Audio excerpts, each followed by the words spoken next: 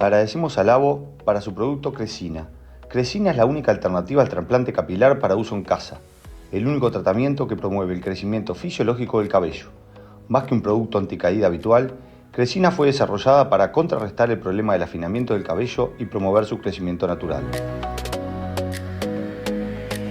Si tenés una obra de arte que necesita una segunda vida, olvídate de los remedios caseros y las soluciones improvisadas. La restauración es un trabajo de precisión donde cada decisión cuenta, por eso en el taller de Diego Biglione cada pieza recibe un trato meticuloso. Diego Biglione, la ciencia y la paciencia al servicio del arte.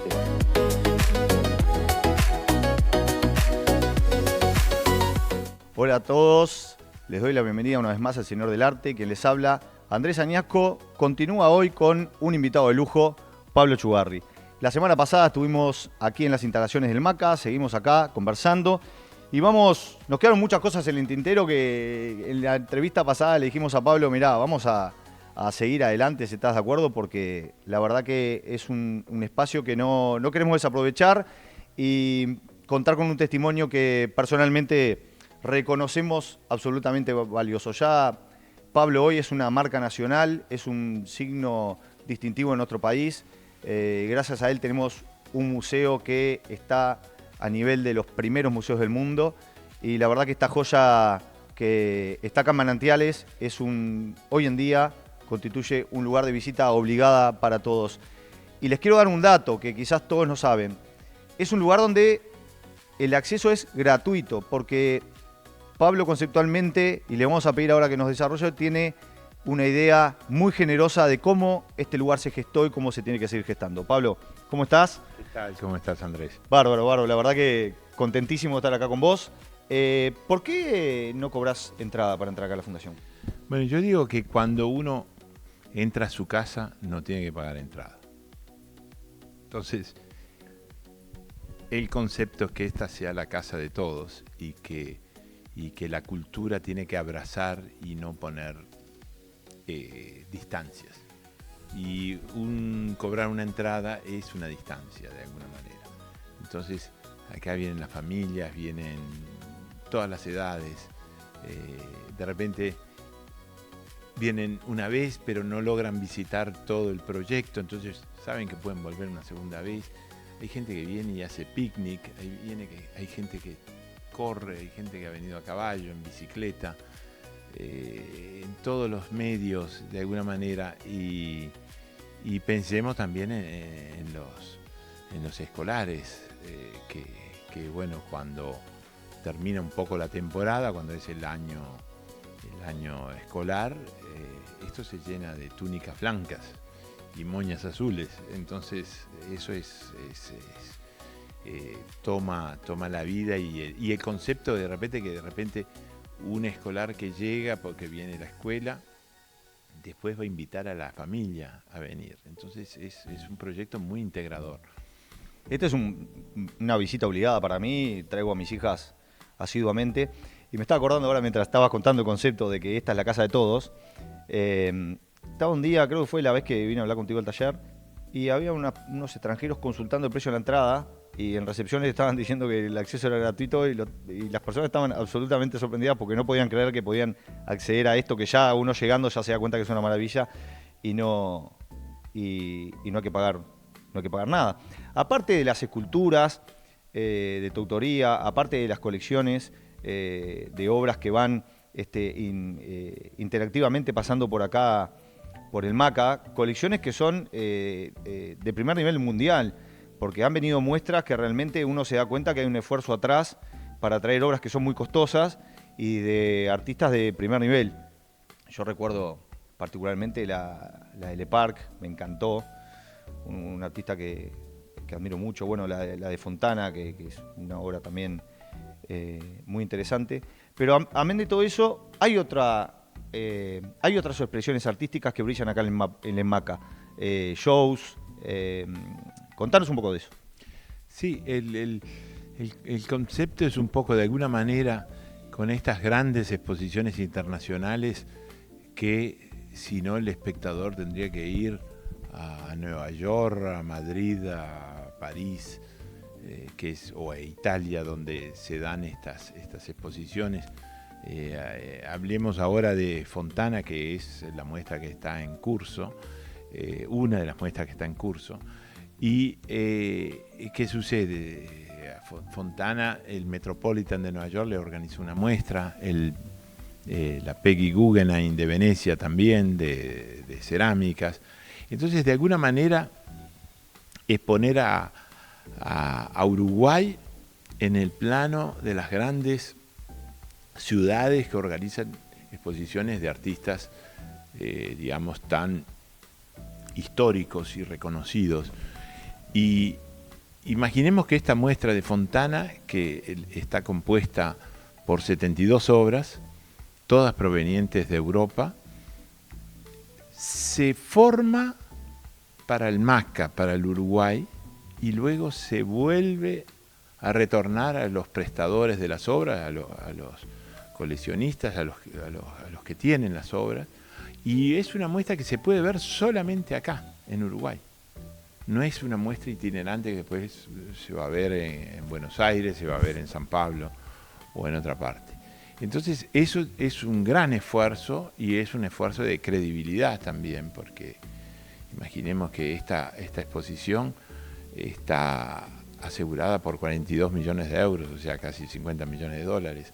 Y para que los prestadores tengan esa confianza, más allá del seguro que pueda cubrir la obra, pero son de alguna manera hijos, entonces de alguna manera es dónde va a ir mi obra, ¿no? Entonces eso es todo un gran recorrido de confianza que hay que ir creando, y vinieron acá el curador de la muestra, Barbero, y prestadores de obras, y bueno, era la primera vez que venían a Uruguay y se quedaron realmente muy impresionados. Entonces yo creo que ese paso de seguir colocando a Uruguay como en el gran escenario mundial de las artes es un gran esfuerzo, pero... ¿Te sentís satisfecho? Sí, cuando logro traer una muestra como esta, o como la de Cristo y Jean-Claude cuando se inauguró el museo. Imagínense que Cristo y Jean-Claude ya habían fallecido, esa pareja de artistas, él búlgaro y ella marroquí, y que hacen los famosos empaquetamientos de muchas obras, del Pont Neuf en París, de varios edificios históricos. Intervenciones majestuosas. Y por última y póstuma hacen el empaquetamiento del Arco del Triunfo en París. Eso fue en el mes de octubre de aquel año, no me acuerdo del año, pero en enero estaban los dos presentes acá con la muestra en el MACA, de apertura del MACA. O sea que ya la apertura del MACA ya comenzó con un espíritu de tratar de poner al Uruguay en ese circuito internacional. Y a su vez dar la posibilidad a nuestra gente de ver una muestra que es muestras que son históricas y que bueno, van de alguna manera a agregar a lo que es el camino personal de cada uno. ¿Y vos sentís que eso está siendo aprovechado por el Uruguay? ¿Cómo ves ese proceso? Bueno, yo creo que hay que hacer el camino, y luego que se vayan sumando los transeúntes, los que vayan caminando, los que vayan siguiendo el camino. Entonces yo creo que sí, que siempre más el arte. Yo me acuerdo cuando yo era muchacho, tenía 20 años, poco más que un adolescente, un joven, y yo decía, cuando me preguntaban, ¿y vos qué haces? Y yo decía, yo soy pintor, en esa época pintaba, y me decían, bueno, sí, pintás, pero ¿y qué más? ¿Y qué otra cosa? ¿De dónde va a salir el puchero?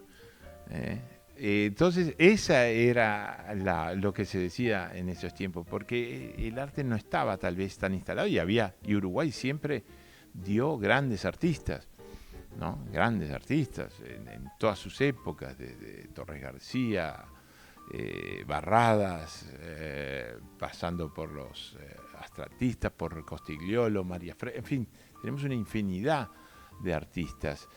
Pero en esos tiempos era siempre muy difícil vivir del arte. Entonces venía un poco la gente un poco por cariño, por protección, decir, bueno, sí, querés ser artista, pero ¿qué más? O sea, no alcanzaba con ser artista. Entonces yo creo que ahora el arte se concibe de manera diferente y tiene su rol en la sociedad. ¿Vos sentís que hoy quizás es para alguien que decide vivir del arte es más fácil? Sí, no sé si más fácil, pero sí que está más establecido que es un camino visitable y que se pueda transcurrir. Yo me acuerdo desde cuando empezó el bachillerato artístico en Uruguay, hace 20 años, nosotros como la fundación lo acompañamos y cada 2 años hacemos un encuentro nacional que lo llamamos de jóvenes creadores, y prácticamente se seleccionan jóvenes de todos los departamentos con su profesor y vienen a pasar 3 días acá y nosotros invitamos artistas, se hace como una gran comunión entre artistas, estudiantes, profesores, todos que tienen, y en este escenario, y ayudamos a estos jóvenes a que puedan desarrollar un trabajo. Hacen ese trabajo en estos 3 días que están aquí y luego lo exponemos como a la par de Fontana, a la par de Torres García o a la par de tantos otros maestros. Quiere decir que todo eso va creando un poco una conciencia de que, bueno, es un camino importante de respeto del camino artístico. Recién hablabas de las muestras y hay algo que yo soy amante de los catálogos. Y acá cada exposición que ha tenido la suerte y también el patrocinio de seguirle dando nivel a este museo, deja su catálogo. Para mí fundamental. ¿Cómo definís o cómo sentís vos la importancia de que eso continúe en otro formato, que perdure en otro formato? Bueno, yo creo que ¿cuál es el gran tema? El tema es que la exposición termina, tiene un periodo justamente donde se puede visitar. 3 meses, 4 meses, 5 meses, según la exposición. Pero luego pasa y el catálogo queda. El catálogo es testimoniar esa exposición que de repente uno no la pudo visitar, pero a través del catálogo de alguna manera la puede recomponer. Entonces el catálogo yo creo que es muy importante. O sea, dejar el granito, obviamente son costos, obviamente son esfuerzos, pero el catálogo digamos que acompaña una exposición tiene un valor histórico importante. Hablabas en eso de dejar lo que ocurrió y me venía a la mente una vez escuché, y me encantaría que cuentes la anécdota de que a vos te tocó en la escuela hacer una presentación de Italia. Ahí no dejaste, ahí digamos que adelantaste o hiciste una futurología de cosas que ni sabías que iban a pasar. Contá de eso. Sí, bueno, siempre cuento esta anécdota porque es bastante interesante o particular, ¿no? Imaginemos un niño ahí en la escuela, yo iba a la escuela pública José de San Martín en el Prado, la escuela número 14, y yo tenía grandes dificultades, yo soy disléxico, en ese momento la dislexia ni se conocía, entonces, bueno, en definitiva, la maestra divide la clase en distintos grupos, en distintos equipos, y el equipo donde yo estaba le tocó hablar de Italia. Y entonces mi padre fue al consulado italiano a buscar algún folleto de algo, ¿no? Y encontró del mármol de Carrara y del lago de Como. Es increíble. Entonces un chico de Montevideo llega a hablar del lago de Como, del mármol de Carrara, y hoy vivo en el lago de Como y trabajo el mármol de Carrara. Entonces, profecía o ventana abierta, que ahí está el gran tema. Hay que abrir ventanas en nuestros jóvenes, ventanas donde puedan ver un horizonte más vasto. Y bueno, tal vez yo lo vi en ese momento a los 12 años, en el sexto año, y vi ese horizonte y bueno, después de alguna manera se transformó en realidad. Y vos que sos una persona crítica, que observador, en función de lo que me acabas de decir, ¿cómo ves a los jóvenes acá, hoy en día? Bueno, hay un gran, yo diría, problema para resolver, que es justamente la pantalla, los celulares, pero es un problema mundial. Es un problema de, ni hablar de la inteligencia artificial. Estamos en una frontera desconocida, o sea que no la podíamos ni imaginar algunos años atrás. Y esto muchas veces separa al joven de lo que es la realidad. O sea, lo que está en la pantalla en realidad no es la realidad, es una traducción de la realidad. La realidad es esto, es escuchar un canto de un pájaro, la brisa que corre a través de tu cuerpo. Todo eso es la realidad. Oír el mar, o sea, el dialogar con una persona. Muchas veces vemos de repente una familia y en un bar, en un restaurante, en lo que sea, en la calle, y cada uno está con su celular, en su mundo, en su autorrelación con ese mundo virtual, con ese mundo tal vez lejano. Y bueno, y el gran tema es no perdernos la naturaleza, el contacto con la naturaleza y con los otros seres humanos. Hablando de naturaleza, ahora yo miraba a ver si estaba todavía, eso es en la estructura del edificio del MACA, pero puntualmente hablamos en el programa anterior sobre cómo dialoga tu obra con la naturaleza. ¿Tu obra se puede tocar? ¿Vos como artista aceptás que la gente se acerque y toque? Sí, digamos que en un museo en teoría uno no puede tocar las obras, porque obviamente el pasaje... ahora, en las obras mías concretamente, acá en esta sala, yo dejo... Este es el atrio del teatro, que es el último edificio que digamos, hasta ahora, que viene a completar este circuito de edificios donde pasan diferentes cosas. Y es la entrada justamente para el teatro. Aquí hay clases de danza, clases de teatro, se hacen obras. Entonces, me parece que es un poco la antesala, ver estas obras y saber que nacieron del tacto, nacieron tocándolas. Entonces, yo acá dejo tocar las obras, que es una forma de conocimiento, no solo visual, sino también a nivel de tacto. Hay otros seres que no son los humanos que también tocan tus obras y también, de alguna manera, de mi modo de ver, la complementan.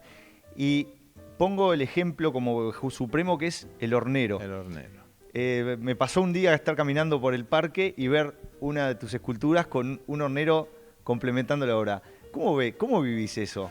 Yo digo que es la naturaleza que está aceptando el parque de esculturas, que está aceptando los edificios. Había un nido de hornero en la punta del edificio diseñado por Carlos Ott. Y bueno, me parece una cosa muy linda, que quiere decir que en este mismo edificio 2x3 hay nidos de horneros y en las mismas esculturas en el parque. Quiere decir que es amigable con el entorno. Después tenemos que pensar que este no es un proyecto que está en una ciudad, sino que está en la campaña. Y eso, en este parque de 40 hectáreas, ahora lo estamos viendo acá, niños, Carpinchos. niñas, carpinchos, zorros, aves de todo tipo. O sea, es una invitación también a que el ser humano se establezca una relación de amistad y de respeto con la naturaleza. Pensaba que ahora desde acá veo la maqueta de la mariposa de la vida, que es una... Bueno, y ahí me va, siempre la pregunta te iba a hacer, ¿cuánto sentís vos que pesa el ponerle un nombre a una obra? Porque la mariposa, sin duda que es una mariposa, pero también para mí es tremenda nave espacial. Bueno, lo que pasa es que en el caso mío es que yo soy un artista, un escultor principalmente abstracto, pero esa abstracción en el fondo nació de la figuración, o sea, no hay una separación, sino que fue una metamorfosis, bueno, como en el caso de la mariposa tal vez.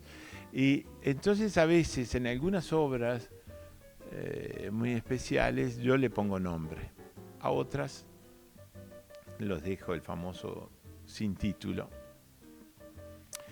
porque tampoco quiero encasillar al espectador en un título que a su vez es una traducción. Yo comparto mucho eso. Porque mucho. la obra es independiente del título y es independiente de repente de lo que quiso hacer el autor. Las obras son destinadas a seguir mucho tiempo, el autor no. Entonces, a veces me parece que es dejar libre al espectador y eso tiene un valor importante. ¿Y cómo vivís ese proceso de la creación en soledad con la obra que luego sale al espacio y ingresa a un canal de comunicación infinito y hasta, por el material que usás, milenario? Bueno, yo creo mucho en las cosas que duran tiempo, ¿no? Me acuerdo cuando se estaba haciendo el proyecto del MACA y había una ingeniera que, bueno, estaba mi sobrino Federico Echugardi y esta ingeniera especializada en madera, en resistencia, sobre todo en madera. Y entonces yo al final le pregunté, pero ¿cuánto va a durar esa estructura de madera de ese futuro museo? Y bueno, y ella le daba vueltas a la cosa y bueno, hay que ver y que no sé qué y no sé cuánto. Y yo le digo, en determinado momento le dije, a mí las cosas que duran menos de 5.000 años me preocupan.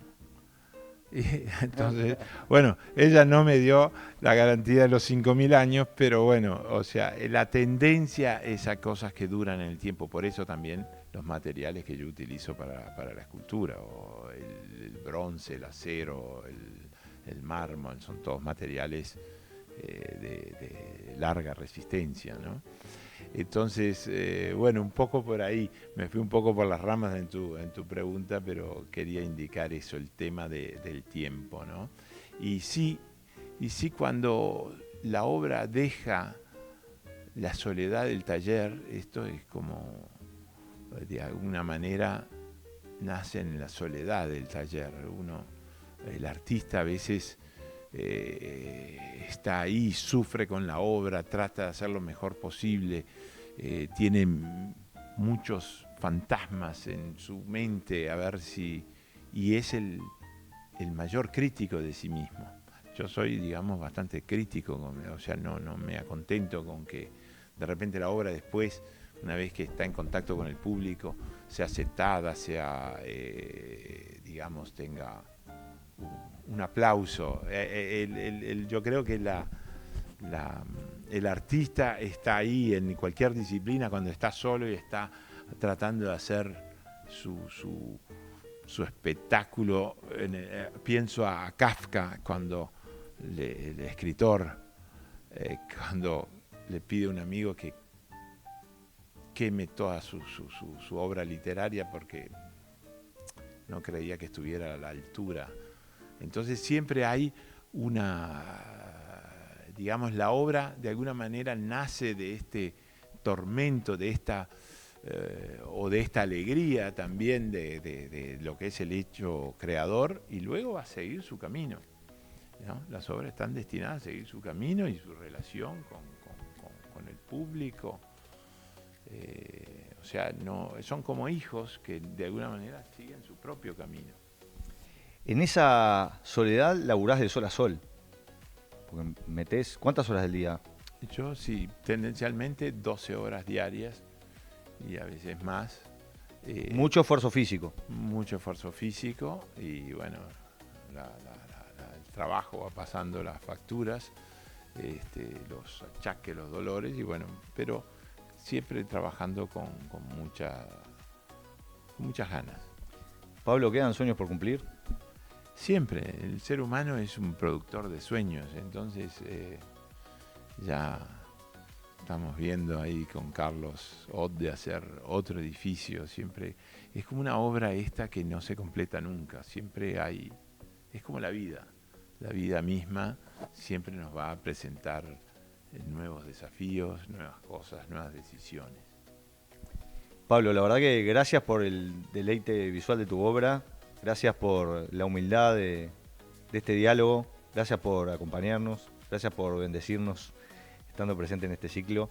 La verdad que la emoción nos corta un poco las palabras. Si querés decir algo más, lo que sientas. Bueno, no, gracias, porque siempre una entrevista es nueva y porque las personas son diferentes y cada momento es diferente, entonces también las respuestas son diferentes. Entonces, de alguna manera, el testimoniar lo que piensan los artistas es algo que ayuda de repente a comprender el camino de un artista. Gracias, Pablo. Gracias a ti. Les mando un abrazo a todos, gracias por acompañarnos y nos vemos el próximo miércoles en El Señor del Arte en la pantalla de Trimax Live por el canal de YouTube. Un abrazo a todos. Chau, chau.